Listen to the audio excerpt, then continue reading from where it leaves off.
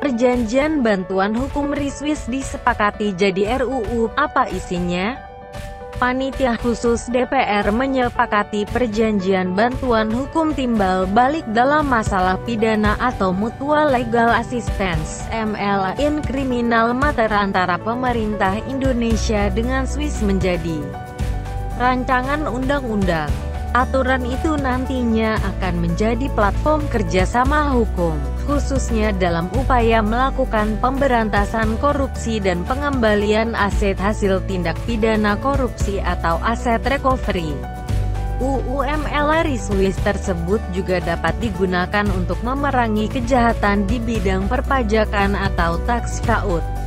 Ini untuk kebaikan bersama kedua negara.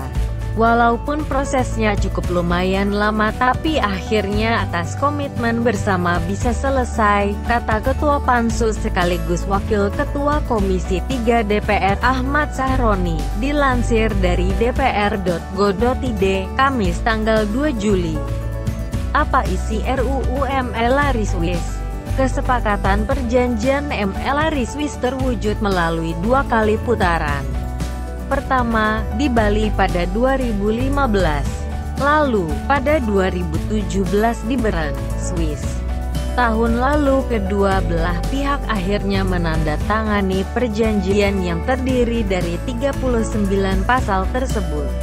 Mengacu pada keterangan tertulis Kementerian Kehakiman Swiss, MLA itu akan menjadi pijakan dua negara dalam bekerja sama untuk mendeteksi dan mengusut aktivitas kriminal khusus atau partikular crime, seperti korupsi dan pencucian uang, serta memerangi kejahatan di bidang perpajakan. Ini merupakan upaya pemerintah untuk memastikan warga negara atau badan hukum Indonesia mematuhi peraturan perpajakan dan tidak melakukan kejahatan penggelapan pajak atau kejahatan perpajakan lainnya, kata Menteri Hukum dan HAM Yasona Laoly ketika itu. Ruang lingkup kerjasama yang disepakati termasuk pelacakan, pembekuan, penyitaan hingga perampasan aset hasil tindak kejahatan. Atas usul pemerintah Indonesia, perjanjian ini menganut prinsip retroaktif. Artinya, pemerintah dapat menjangkau tindak pidana yang telah dilakukan sebelum berlakunya perjanjian, sepanjang putusan pengadilannya belum dilaksanakan. Kesepakatan yang ditandatangani di Bern, Swiss, pada tanggal 4 Februari tahun 2019 itu merupakan perjanjian ke-10 antara RI dan negara lainnya.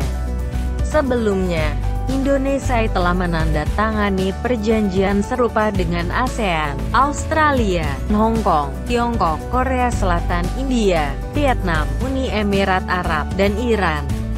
Dari segi perpajakan, perjanjian MLA semestinya bakal membantu Direktorat Jenderal Pajak Kementerian Keuangan dalam upaya penegakan hukum.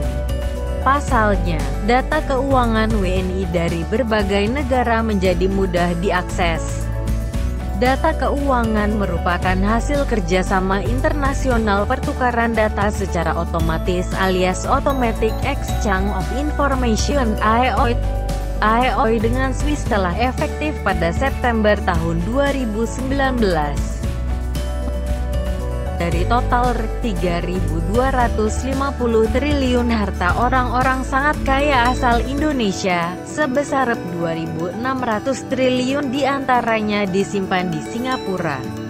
Selebihnya, dana tersebut tersimpan di berbagai negara, yurisdiksi yang dikenal sebagai surga pajak seperti Hong Kong, Macau, Labuan, Luxembourg, Swiss, dan Panama.